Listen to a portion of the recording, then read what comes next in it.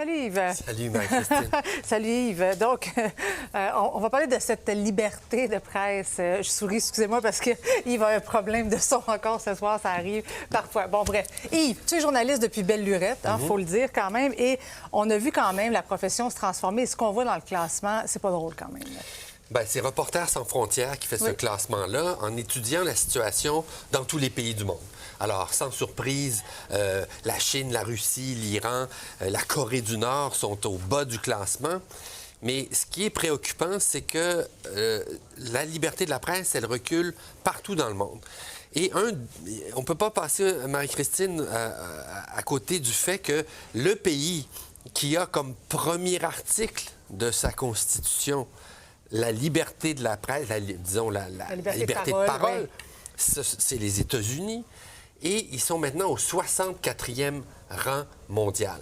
C'est un autre recul, mais ça fait longtemps que ça recule. Ça recule d'année en année. Oui. Une des raisons qui n'a pas rapport avec les gouvernements au pouvoir, c'est la crise économique des médias. Parce que, bien sûr, si des journaux ferment, si les postes de télévision n'ont plus les moyens de se financer, si des salles de nouvelles rapetissent... Ça prend des journalistes d'enquête, ça prend des bons journalistes, pas se fier juste à l'intelligence artificielle, évidemment. Exact. Bien, qui d'ailleurs puise dans le matériel journalistique. Oui. La liberté d'expression, elle est affectée par la force des choses.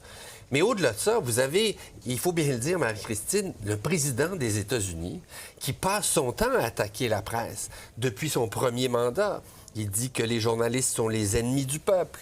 Il a poursuivi personnellement 2 réseaux de télévision. On peut dire même qu'il leur a extorqué des règlements parce qu'il menace d'enlever la licence à certains réseaux. Oui. Il a poursuivi... Il passe son temps à crier aux fake news. Oui, mais quand tu poursuis un journal, bien sûr, le Wall Street Journal, c'est solide financièrement, mais quand même une poursuite de 10 milliards, même si elle est frivole, il faut se défendre. Et Kash Patel, le directeur du FBI, a aussi poursuivi le Wall Street Journal. Est-ce que tu penses que dans ce temps-là, avec des menaces comme ça de poursuites, puis des vraies poursuites, en fait, est-ce que ça fait en sorte que de plus en plus les journalistes vont s'auto-censurer ou vont craindre justement ce genre de poursuites-là? Bien, c'est plus...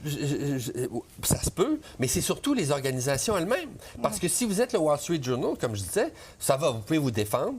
Mais si vous êtes un journal le régional, Donald Trump a poursuivi un petit journal d'un État du Midwest parce à cause de la publication d'un sondage qui lui était défavorable. Alors, ce journal-là, il n'a pas les moyens de se défendre très longtemps. Il doit avoir des assurances. Oui. Et donc, tout ça fait en sorte qu'il y a une pression vraiment sur les médias. Et en tout cas, on pourrait continuer la liste des attaques sur les journalistes aux États-Unis. Qui ont toujours été l'exemple pour les journalistes du monde entier. Oui. J'ai dit tantôt que tu étais journaliste depuis belle lurette. Je voulais quand même pas trahir ton âge. Bon, belle lurette, tu peux ça peut être... être... si tu veux, c'est toute une lurette, oui. Bon week-end, bye-bye.